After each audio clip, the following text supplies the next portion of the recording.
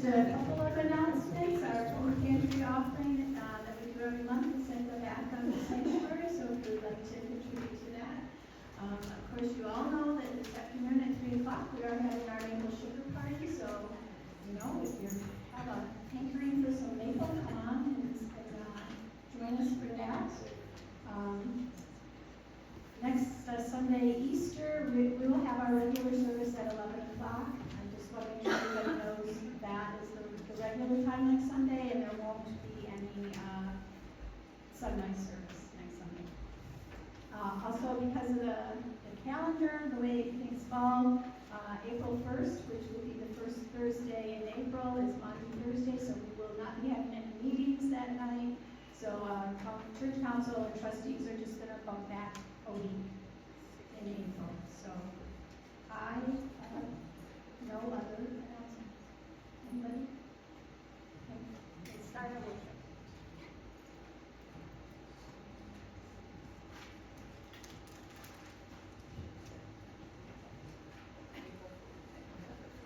I'll text you.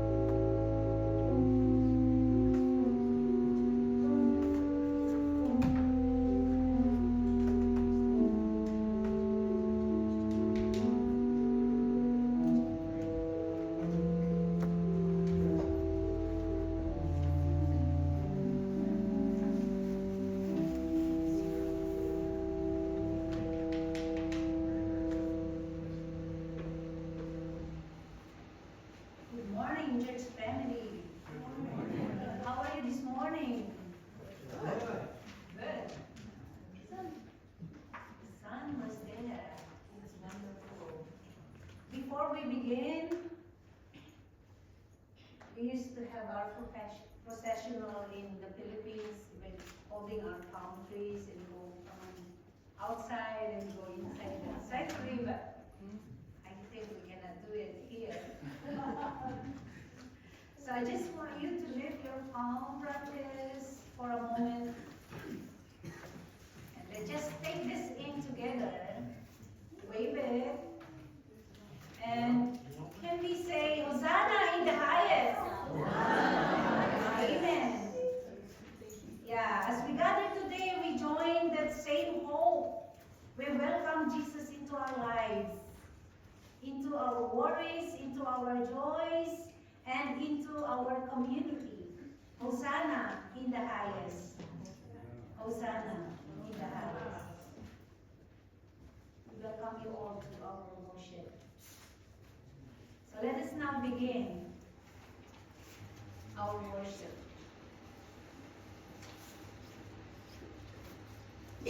Jesus stood before the governor, and Pilate asked him, "Are you the king of the Jews?"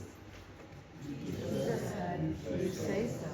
They stripped him and put a scarlet robe on him.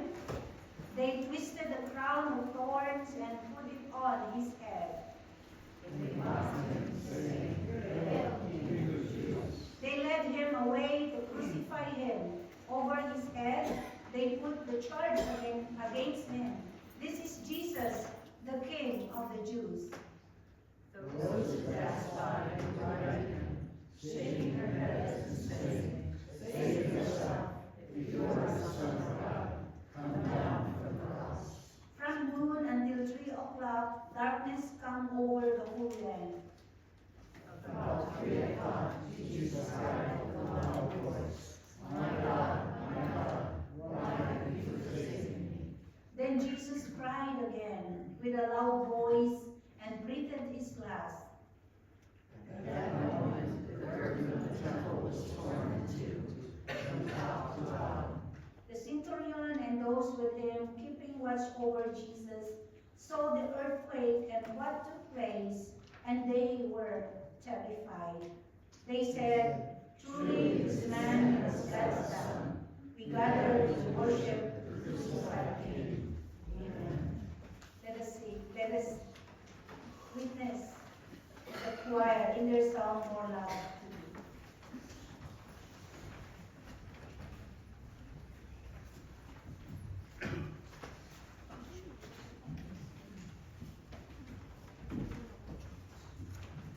Go to the path.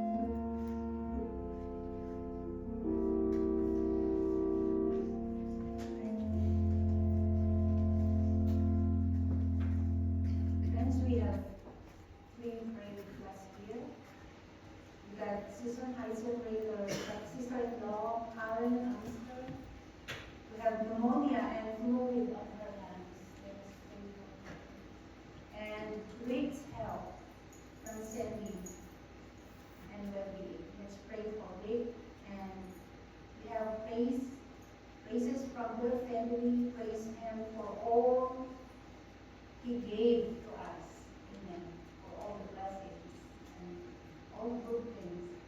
And safe travels for all coming and going during this holy time. Let's pray for the Aikens community for the nice trip tomorrow morning going there. So let us bow our head and let us all pray together. Holy Lord, we lift our hearts to you.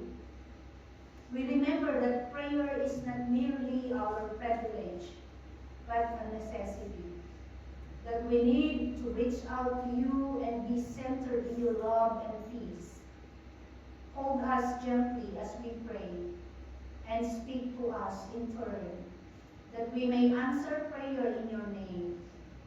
Jesus, we believe that all things are created in you, and that you are in everything. What we can see and what we can. And yet, creation is wounded today, just as you were wounded on the cross. We pray for those suffering. We pray for all those pains and wounds across the globe and our own communities. We pray that those wounds, like your wounds, would not go to waste, but would be a turning point towards miracle healing. May we respond to suffering not with the ridicule and sarcasm of the Roman soldiers who taunted you on the cross, but with compassion and love. So pray that all people become reconciled. We long for that, Lord. We long to see our world resurrected from its pain.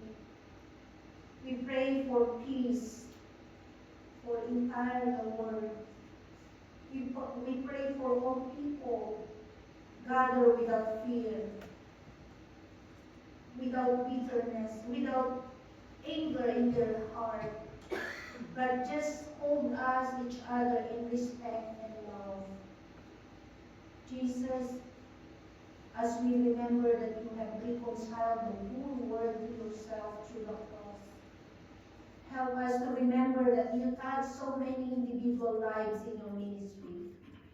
As we pray and work for peace between nations and cultures, we also pray for peace between us and every individual person. If we are overwhelmed by the hatred in the world, teach us to be kind to the people in our reach. Lord, we lift these people in the prayer list. We pray for Susan's sister-in-law, Karen Ansler. May your healing grace, Lord, your hands be upon him this morning. Touch her, Lord, and bring her healing upon healing, comfort and peace. We just lift him up and looking forward, Lord, for the quick recovery and healing for her. We pray for Rick health and his full being, Lord. Touch his life, touch his physical body. May he feel your grace, your mercy, your love, and it flows from his head unto his soul, Lord. And your healing grace will flow upon his body. We praise you for all your kindness and goodness into their lives. And just continue to lift them up, Lord, the Newell family.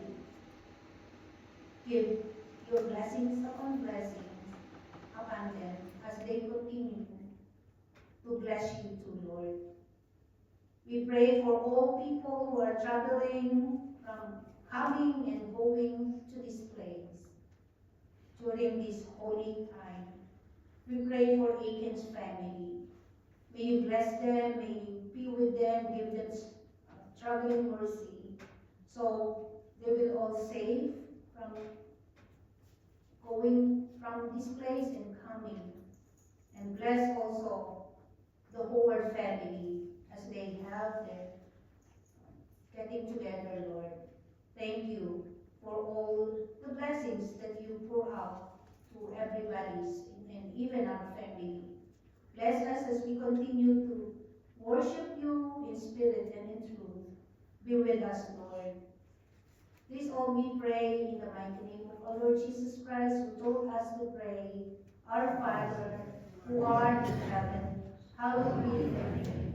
Thy kingdom come, thy will be done, on earth as it is in heaven. Give us this day our daily bread, and forgive us our trespasses, as we forgive those who trespass against us. And lead us not into temptation, but deliver us from evil. For thine is the kingdom, and the power, and the glory forever. Amen. Would you please join me in the prayer of illumination? God, we cannot contain ourselves. We must cry out. Blessed is he who comes in the name of the Lord. Equip us now in the reading and preaching of your word, to remain steadfast in our shouts of praise and acts of faith. Amen. Let us hear the reading of the scriptures.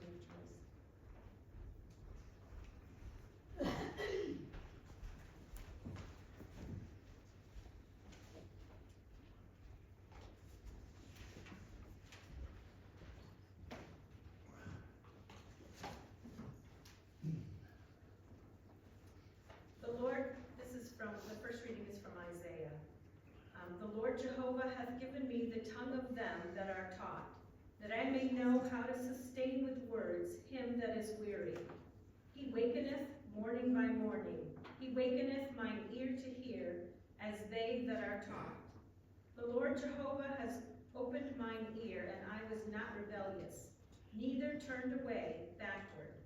I gave my back to the smiters, and my cheeks to them that plucked off the hair. I hid not my face from shame and spitting. For the Lord Jehovah will help me. Therefore I have not been confounded. Therefore I have set my face like a flint, and I know that I shall not be put to shame. He is near that justifieth me. Who will contend with me? Let us stand up together. Who is mine adversary? Let him come near to me. Behold, the Lord Jehovah will help me. Who is he that shall condemn me? Behold, they all shall wax old as a garment. The moth shall eat them up. And from Matthew 21, 1 through 11. Jesus comes to Jerusalem as king. As they approached Jerusalem and came to Bethphage on the Mount of Olives, Jesus sent 2 disciples, saying to them, Go to the village ahead of you, and at once you will find a donkey tied there, with her colt by her. Untie them and bring them to me. If anyone says anything to you, say that the Lord needs them, and he will send them right away. This took place to fulfill what was spoken through the prophet. Say to daughter Zion, See, your king comes to you, gentle and riding on a donkey, and on a colt, the foal of a donkey. The disciples went and did as Jesus had instructed them. They brought the donkey and the colt, and placed their cloaks on them for Jesus to sit on. A very large crowd spread their cloaks on the road, while others cut branches from the trees and spread them on the road. The crowds that went ahead of him and those that followed shouted, Hosanna to the Son of David! Blessed is he who comes in the name of the Lord! Hosanna in the highest heaven! When Jesus entered Jerusalem, the whole city was stirred and asked, Who is this? The crowds answered, This is Jesus, the prophet from Nazareth in Galilee. This is the word of the Lord. Thanks be to God.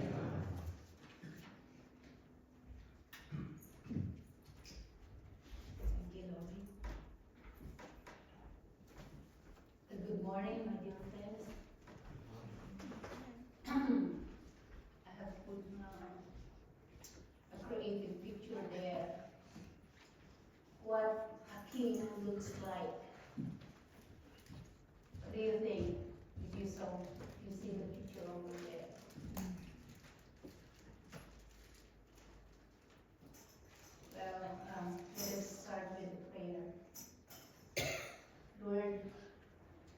we are here again, very eager to listen from your word.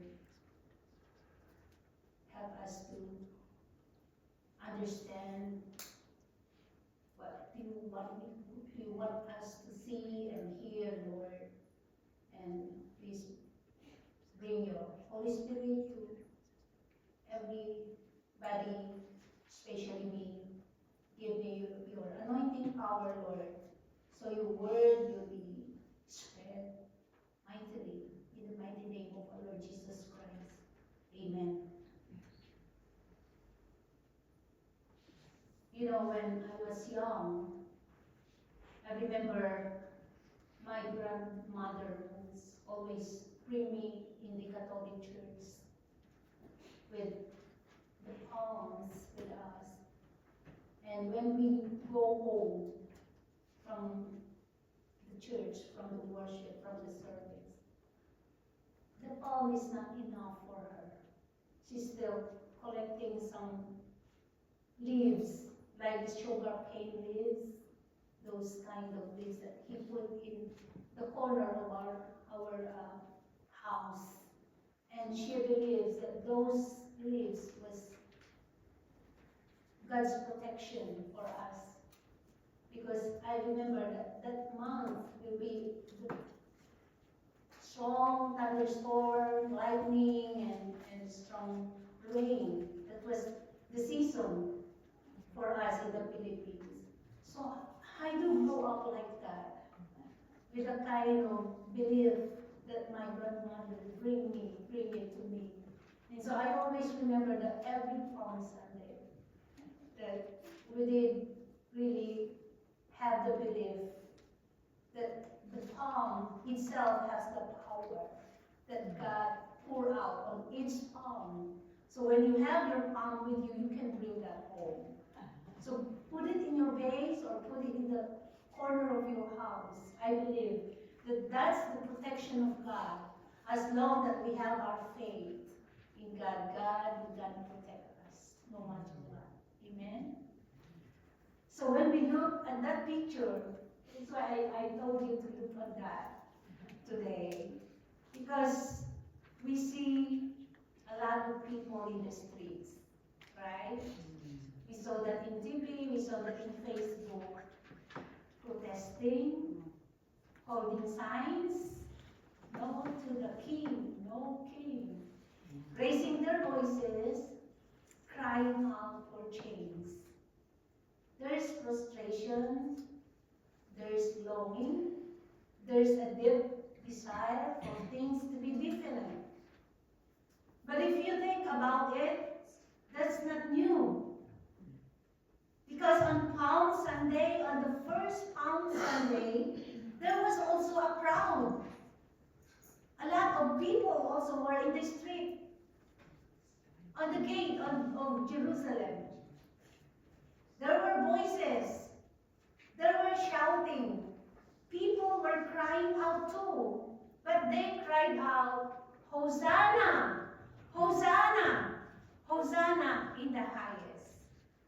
So what do you think the difference, my dear friend? Now we are longing for the change of leadership, but here they are longing, they are very despairing. A cry for deliverance, a cry for a king.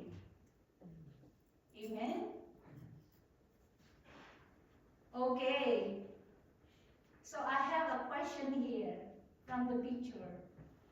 If they are longing for a king, and what kind of king did they expect? And did you expect? What kind of king?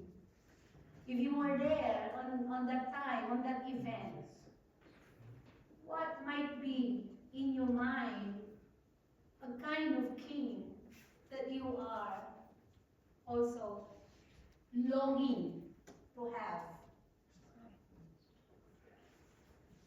So that's a very nice question for us. Palm Sunday is a special moment for Christians worldwide. In the Philippines, they celebrate that last night. It's a great celebration. Like what I said, we do have our processional. We have our coconut leaves. So it is more thicker than our leaves today, than the palm we have. So we do it like three designs. My members is very good in doing that. A very nice design of palm that we are waving when we have our Palm Sunday. So our church was full packed. It was really a great celebration in the Philippines every Palm Sunday and even Easter Sunday.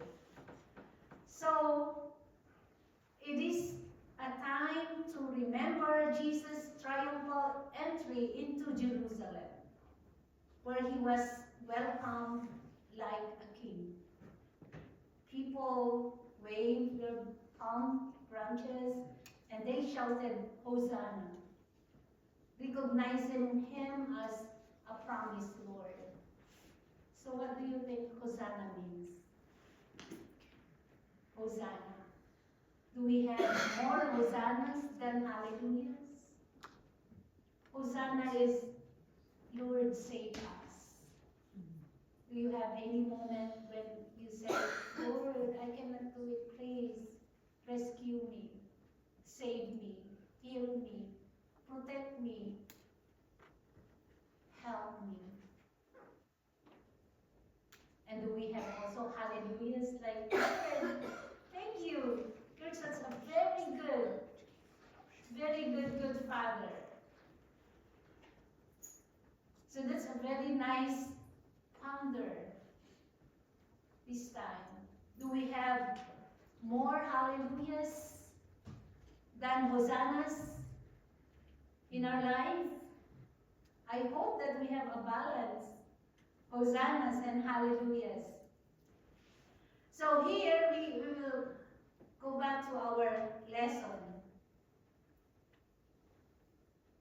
They are expecting those people for a king.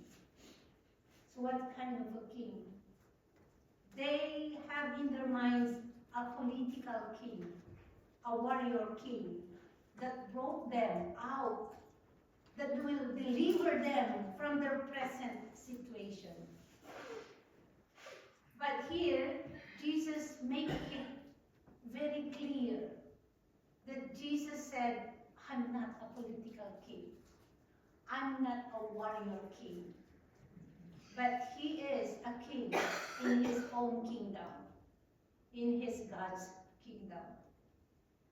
So we will see here the type of kingdom, the type of king that Jesus will talk and will give us the detail. We have 3 points from our gospel this morning. The first one here is Jesus as the unexpected king. Do their expectation met of this kind of king? No. Unlike typical kings, Jesus did not come with power and force. He came as a servant leader, surprising many of those people who were expecting him as a military leader, as a political leader, as a warrior leader, to overthrow the Roman rule at that time. So instead of a grand chariot and army, he chose a simple donkey. And that was in the picture, symbolizing peace rather than war. And I think this is also came from Zechariah's prophecy. This humble entry showed us that kingdom was different. His kingdom rule was different. His kingdom was based on love, it was based on compassion, and it was based in sacrificial love. So Jesus' arrival challenged people's expectation. Many Jews anticipated a king who would restore Israel to its former glory. I told the Westfield this morning that this event have two entries that I read from the commentary. In Jerusalem, they have gate 1 and gate 2. So the other gate, it was Pontius Pilate, with all those political leaders that they came in. And you know, when they have this, somebody will, like when there's inside the jail that they will give freedom, somebody will just give freedom during that time of entry of Pontius Pilate and the leaders. So many people also were there. They were all shouting. They were all happy. There's a celebration. But the difference is they have their chariots, big horses. They have their securities. They have militaries, powers in that event. So the other gate was Jesus' triumphal entry coming inside. And it's a big difference. You know what I mean? Jesus with just a small donkey. Just enter very peacefully. There is no military. There is no great entry. It's just only a very simple and quiet entry in that gate. So Jesus' arrival challenged people's expectation. Perhaps some of the people there was lost. They might also thinking of like the entry of Pontius Pilate on the other gate. That they have their full force power. That they are so amazed. Wow! They have beautiful horses, beautiful enforcement, but they don't have this expectation when Jesus entered in Jerusalem. So that's what Jesus is telling us, that Jesus comes as the unexpected king. They wanted a leader who would defeat their enemies and bring them earthly success. I know you understand this because they do have a lot of fighting. They do have a lot of getting the kingdom. You know, the war is not end during that time. So they need a very good king, a warrior, and a good political king. Did you see already a king personally? Did you have the chance to see a king in your own lives? Did you have that experience already? I do not have yet. But I saw, one time when we have our election time, and that was during the time of our President Corazon Aquino, that I saw her in person when she do her, when they go in Isabela and they have their campaign. So I saw her personally, but she was also a very simple leader. She doesn't have a lot of securities, but she just go there. A woman that stood up in front of us. So I was amazed before when I saw Corazon Aquino during that campaign.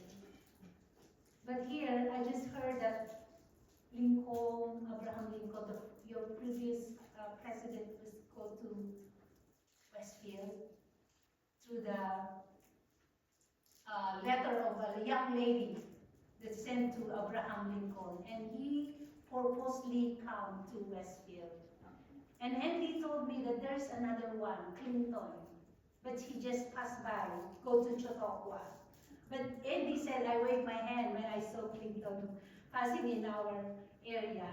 So rather than that, did you have president also that you saw it personally? Did you have that experience too, like mine? I didn't know that Corazon will win that election that time, but he won. She won as our first president, woman president in the Philippines. So that was how the Jews is expecting during that time, like us. We are expecting a great leader that will bring us into a prosperity, into a good life, like these Jews wishing.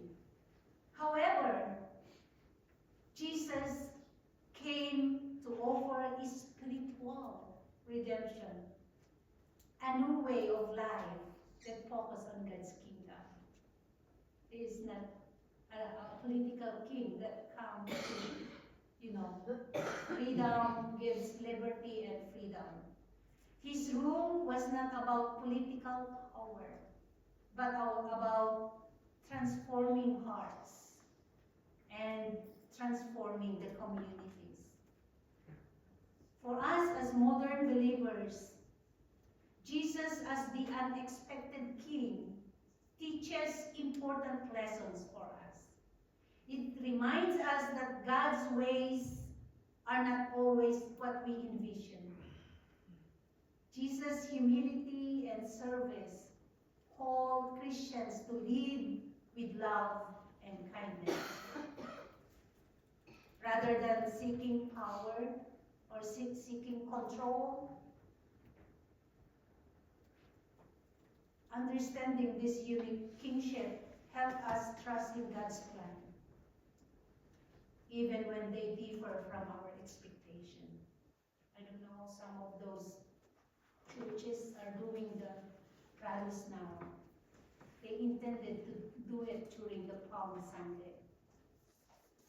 But like what I said, we as modern Christians, we rather believe and hold to this kind of King, our Jesus as our King.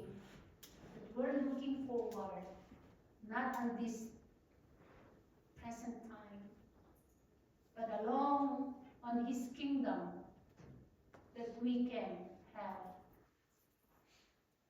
the wishes, a good life, a good government. Amen? And that's what Jesus is. Jesus' mission is. So, Jesus wanted to remind us this morning that along in our faith, along in our way, Jesus has mission. And He doesn't involve the political thing in His mission. Me too.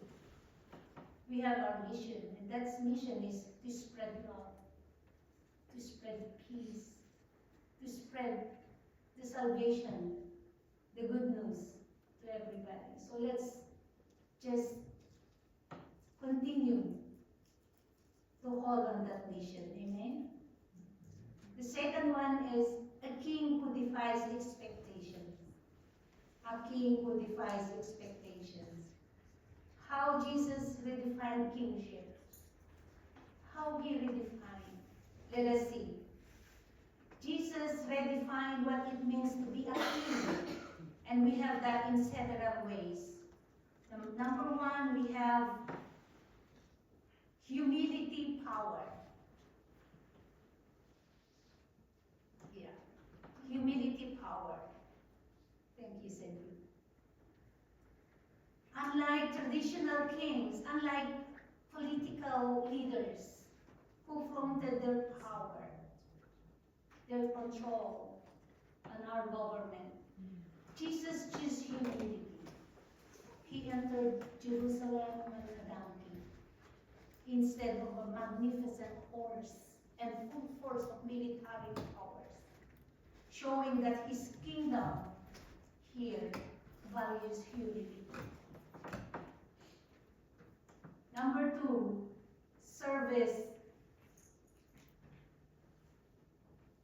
Service to others.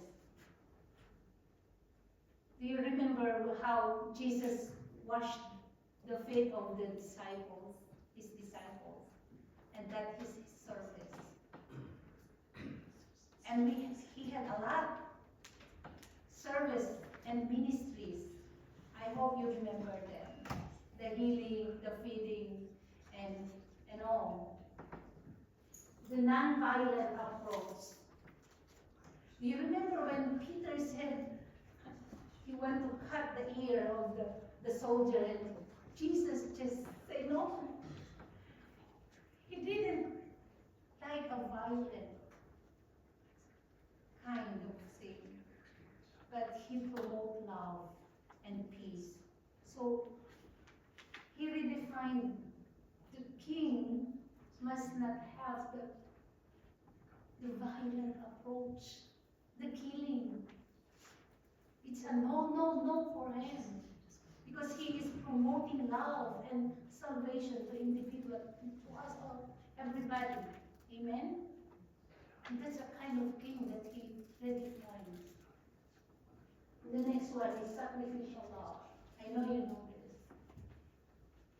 Though I can feel how he felt when he was kneeling on the garden. And he said, Lord, if I have just, I can go out from this. No. But he chose to obey his father. Though he was really so hard on that time. When you make a decision in your life, it's a matter of between life and death. It's hard, right? So he was facing death on that time now. But he rather chose the will of his father. Your will be done on my life. So that is a sacrificial love.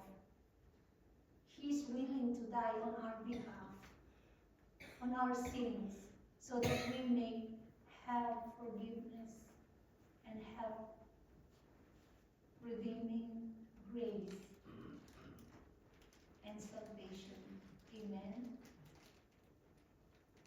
The next one is focus on the heart. Focus on the heart.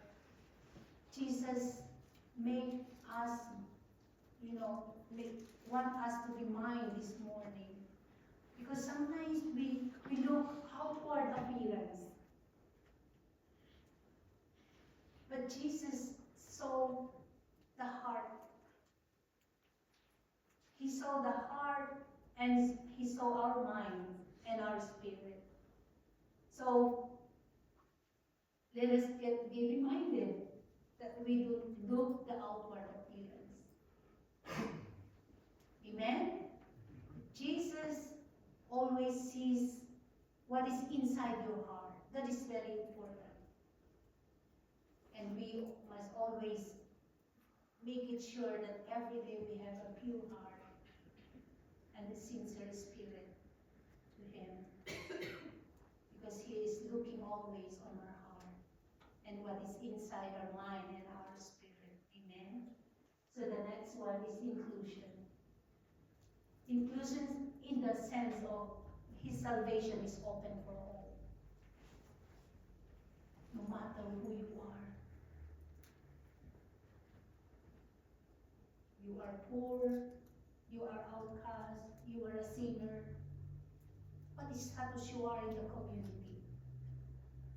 His salvation it includes all.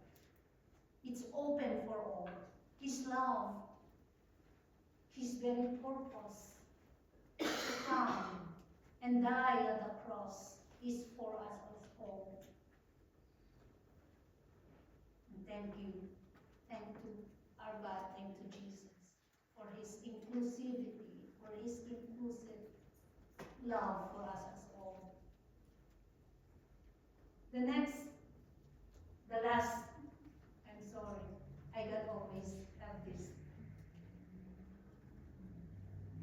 A king who listens and obeys. I happened to take this scripture and the Philippians scripture. And let us look at the Isaiah.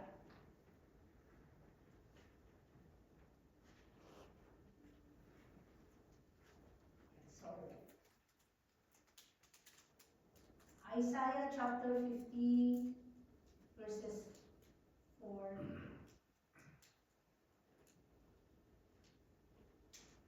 And it says here,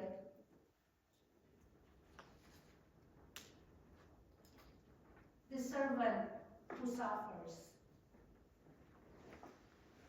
Isaiah's servant willingly offers his back to beating, his face to spitting, his dignity to humiliation. Who is Isaiah referring here? It's Jesus, right? It's Jesus. Jesus who was, and he does not retaliate, who have experienced the spitting, those soldiers who make him,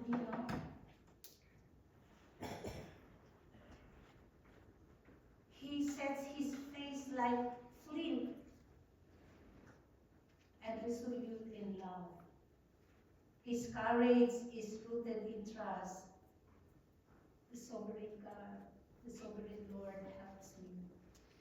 So this is how Isaiah wanted us to see.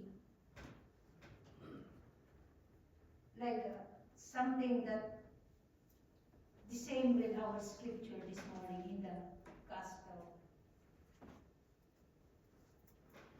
This anticipates Holy Week, a king who conquers not by violence, but by absorbing violence. I remember in our discipleship group before in the seminary, there is one leader who speak during, the time where Jesus is carrying his cross. And when they beat him, the thing that they are using in beating Jesus is something that is very painful. It's a metal and it hurts like this. So when they hit, it carries the flesh, the skin and the flesh. So that's how our leader explained us before. So I can imagine. He does have this experience. He have this experience not only by beating, and they also give him, the vinegar. And they did also the thing that he, humiliate him while he was at the cross. But he was a very obedient and very humble servant. I remember when I'm watching the movie, I know you know also, when he was about to stumble because the cross was heavy. And he was very tired at that time already because especially the beating, and he was carrying a big and heavy cross. And then when he was about to fall, there's somebody from the crowd that want to help him, right? But this Roman soldier doesn't want anybody to help. So that's how the servant who suffers from Isaiah's thing. And let us see from Paul in Philippians Philippians chapter 2, verses 6 to 7. The king who empties himself. Kenosis, the posture of kenosis here that Paul names it means Christ self-emptying. Nothing was left from himself. He emptied them all. So though fully divine, he does not cling to privilege. Remember, he had the same power, he had the same position with his Father and the Holy Spirit. But he does not cling to privilege. He takes the form of a servant. He chooses downward movement from glory to manger, from teaching to table washing, from triumphal entry to the cross. He took them all. This is the kind of king that those people were expecting them to help them and free them from their time. But this is not a king who demands honor. This is a king who lets go of every advantage for the sake of love. Amen?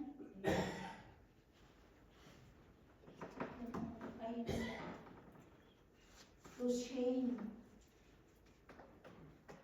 those painful moments, carry them all for the sake of love. Amen? Reflecting on Palm Sunday and Jesus' kingship provides a fresh perspective of what true king means. It invites us to embrace humility, service, and love in our own lives. By understanding Jesus' redefined kingship, we can lead more meaningful and impactful lives, fostering a peaceful and loving community around us.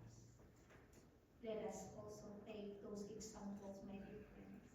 Not violence, not war, not fighting, but love. Transform our communities through love and a peaceful and loving community. Amen? So I got one last thing here. Lay down not just your palm branches, but your pride, your fears, your plans. Place them before the King. Take up your cross and follow him.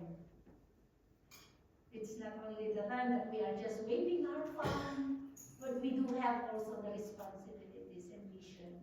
Let us continue the mission of this King, our Lord Jesus Christ, to do justly, to love courageously, and let us continue to serve one another with one purpose, to love and promote peace.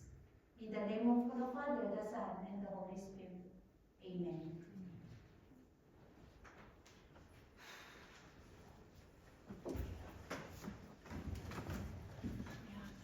For our next hymn, let us all stand as we able, and let us sing the hymn, Tell Me the Stories of Jesus.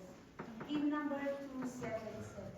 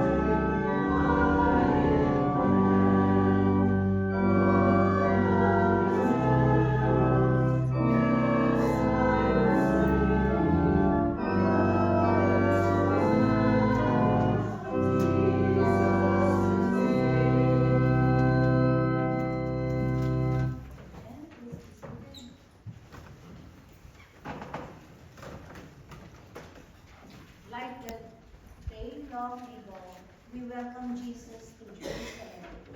Waving palm branches, throwing our clocks on the road, and giving him our gifts in joyous response to his entry into the world, into Jerusalem, and into our lives.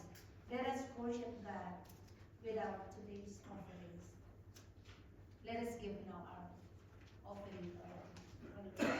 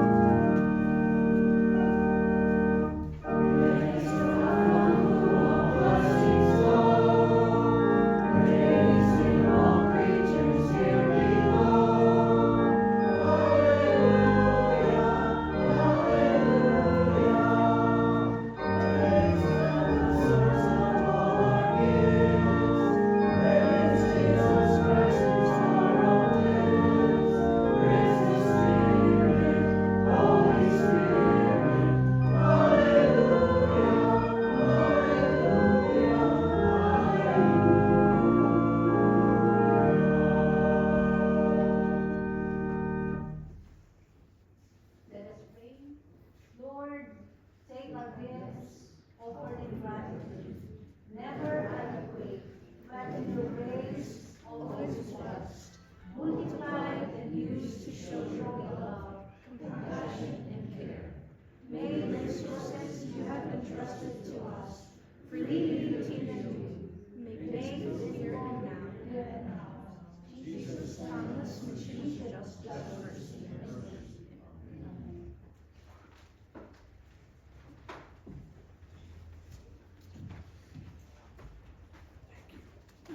For the last hymn, let us all sing, tell me, all glory, loud and honor. Hymn number 2.